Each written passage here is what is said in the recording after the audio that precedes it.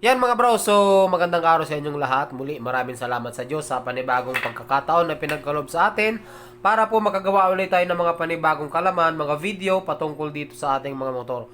So ngayon na araw mga bro, para dun sa mga nakarong 0135, marami yung nagtatanong sa akin, ano daw yung pinapalitan kapag ka nagkakaroon ng sunburn or nag-faded mga bro yung kanilang display. Hindi lang ito mga bro applicable sa RAW 0135, applicable po ito sa lahat ng digital na speedometer na nagkakaroon ng sunburn. Malabo na, kumbaga minsan hindi mo na nakikita yung speedometer mo, hindi mo nakikita yung mga indicator na nandito sa loob ng or nakapaloob dito sa ating display. Yan mga bro yung ituturo ko sa inyo kung ano ba yung mga pinapalitan.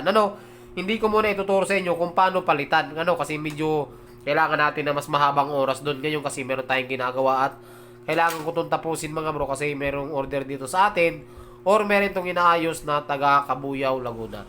Okay?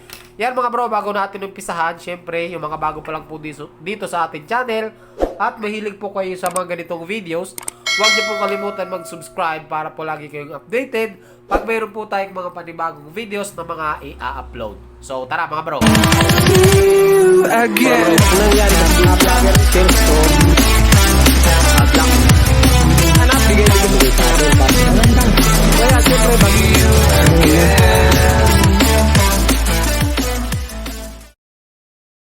Yan mga bro, so balik tayo. Sabi ko nga sa inyo, itong speedometer mga bro ay pang Rouser 135 po yan. So minsan lang akong gumawa nito. Mga bro, alam ko wala pa akong tutorial nito, pero magkakaroon tayo ng tutorial kasi napakarami nyo nagre-request. Tapos mahal daw yung singilan kapag ka magpapayos nito. Sa totoo mga bro, mahal talaga ang singilan pag magpapayos nito kasi mabusisi. Tapos kailangan sobrang ingat nyo talaga kasi possible na maputol yung mga terminal. Ayan, napakalilit po niyan mga bro. Kita nyo yung mga terminal na yan. Kapag ka naputol nyo yan, wala tayong hot air. Yung ginagamit sa electronics, napakahirap idugtong ng panghinang po yan. Kaya medyo may kamahalan yung singil. Pero kung umaabot na may 1,000, overpriced na po yun mga bro. Kasi sa akin, naglalaro ng 500 to 700 po yan. Depende po sa tama na makikita natin. Okay. So ano ba mga bro yung papalitan kapag ka, ito kasi mga bro, kung makikita nyo, ayan mayroon siyang sunburn na nasa gitna. Ito, nabili ko mga bro, sira na, kaso, pagkalas ko, nirepair na lang din. Kasi, ang stock kasi mga bro, ganito dapat, meron siyang kulay puti dito. Tapos dito, pagtingin ko, wala na. So, ibig sabihin, itong nabili ko ay nirepair na lang din. So, siya nga pala mga bro, namimili po tayo ng sira nito. 200 to 300 po yung binibili natin na ganito. Kasi, kinukuha natin yung LCD. Okay mga bro, pagka nagkaroon ng sunburn, ganito yung makikita nyo sa LCD nyo. Minsan ganito, minsan ganito. Okay? So, ang LCD mga bro ay bibihira po masira yan. Ang nasisira dyan is yung tinatawag na polarized. Yun lang ang pinapalitan natin dyan. Pero, bago nyo mapalitan yun mga bro ay talagang i-disassemble nyo lahat. Okay? Ito ang itsura dyan mga bro. Ayan. So, pagka kinalas natin yan, ayan, ganito lang yan. Ayan. Okay? Pagka kinalas natin yan, ito yung itsura dyan. Okay? Sunburn kung tawagin. Ayan. So, marami tayong mga LCD dito. Ayan. Okay? Ito lang mga bro yung napapalitan. So, nakakabili dito sa mga online. Sa Shopee, wala pang 100 to mga bro. Kagaya nito. Ayan, ito. Okay? Tapos, meron din nabibili na nakatabas. Ito, tabas na yan. Ito, ang tawag nito mga bro ay polarizing film. Okay? Film lang po ito. Ayan. Doon sa mga nagtatanong ano daw yung pinapalitan kapag sunburn na or malabo na. Ito po yan. Pero hindi basta-basta nagkakabit nito mga bro. Napakahirap yan. Nandito kasi nakalagay yan sa ilalim. Ayan. So tatanggalin nyo tong pagkahinang na yan. So gagamit kayo siyempre ng panghinang. Kailangan meron kayong panghinang. Tapos meron kayong soldering pump. Okay? Ayan. Kailangan meron kayong soldering pump para tatanggalin nyo to mga bro. Kagaya nito. Ito, natanggal na natin to. Abangan nyo lang mga bro kasi pag nagkaroon po tayo ng oras, gagawa tayo ng tutorial na sira. Sira talaga, tapos ayusin natin. So, yan, natanggal ko na yan. Okay? So, malinis na dito. So, ang hinahanap ko na lang mga bro ay yung LCD. Kasi, yung LCD na ito, durog na rin po yung nabili ko. Ayan Okay? Minsan lugi ako dito mga bro, minsan kasi nakakabila ako ng 500, ng 300, pero pagkalas ko pala, bungay na rin. So, sayang yung 300 natin. Hindi ko mapapakinabangan. Pero ito mga bro, halos gumagana pa to lahat. So, doon sa nagtanong, ayun lang ang pinapilitan dito. Nasa ilalim siya ng LCD, mga bro. Okay? So, nasa ilalim ng LCD yung polarized. Ayun o. Pero hindi nyo basta-basta makakabit dyan kung hindi nyo tatanggalin to. Okay? Kaya maselan or mahirap, may kahirapan. Matagal, matrabaho. Oras yung gugugulin mga bro para makalas nyo yan or para mapalitan nyo talaga siya. Pero abangan nyo mga bro kasi gagawa tayo ng tutorial dyan. Patungkol dyan. Para hindi na kayo nagpapagawa. Para DIY para kayo mismo yung gagawa. Pakita ko sa inyo mga bro na gumagana pa yung mga yan Okay? So meron tayo dito sakit ng Rouser 135. Saksak natin. Yan. Tapos supplyin natin to. Pakita ko lang sa inyo mga bro na functional to lahat. Ito Ito yung positive. Ito yung negative. Ay, hindi nyo pala kita. Malayo pala Dito natin bro. Para makita nyo. Functional pa to Ayan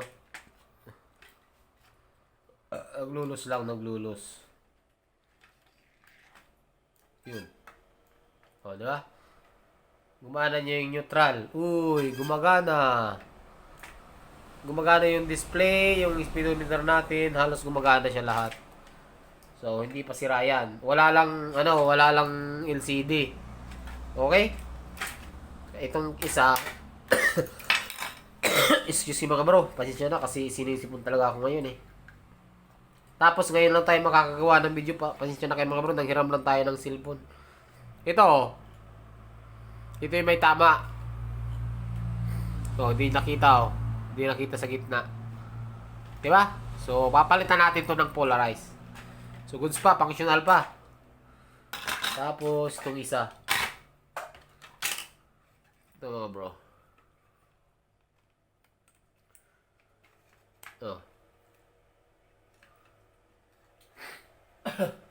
Di ba? Gumagana pa yan lahat. So, abangan nyo lang mga bro yung video natin dito. Gagawa ko kayo ng step by step tutorial dito.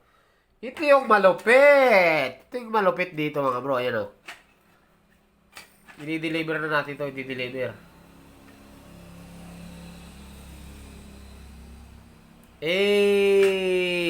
Yun. Nasira pa tuloy.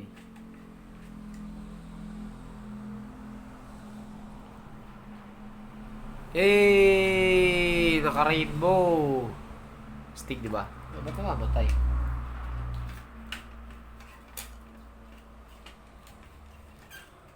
Mamamatay Yan Bakit? Why? Oh, why?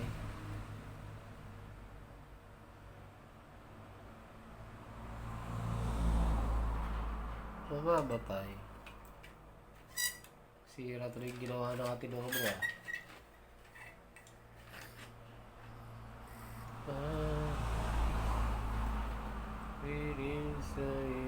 will you show me? Naku, magre-repair pa tayo. Hindi pa naman ito tapos mga bro kasi. Okay, basta dun sa nagtanong, yun lang mga bro. Yun lang yung kapag ka nangyari sa inyo yung sunburn, nakita nyo parang ganito na yung itsura niya. Parang ganito yung itsura niya. Ang papalitan nyo lang dyan ay ito. Ito lang. Ito lang. Mura lang to. Wala pa 100 to sa online mga bro. Dito lang sa ilalim nakalagay yan. Ayan. So, ang mangyayari niyan, pag pinalitan nyo, ganito. Ayan magiging bago na yan. Kasi ito basag na, kaya ganyan na yung tsura. Kita nyo, basag na sa gitna. Nakitang-kita kasi yan. Nangingitim na yan mga bro. Pag dyan, wala. Pero pag ganito, nilagyan natin ng polarized. Naku, kitang-kita talaga yan mga bro. Okay? Yan, natanggal na. Ito yung polarized na nasusunog mga bro. So, siguro sana nasagot ko yung tanong ng ating subscriber kung ano yung pinapalitan dyan.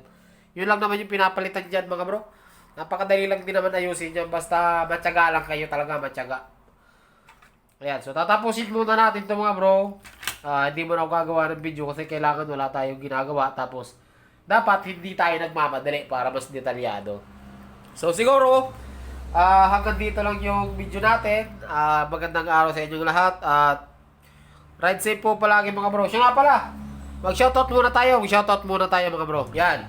So, shoutout kay Bernabe Reyes, kay Negracil Lientancio. Shoutout bro. Kay Onat Krypton yan. Yan, tropa natin yan mga bro. Kay Anthony Official. Yan, shoutout bro. Kay Boy Velarbo. Yan, shoutout. Kay Dennis Torio.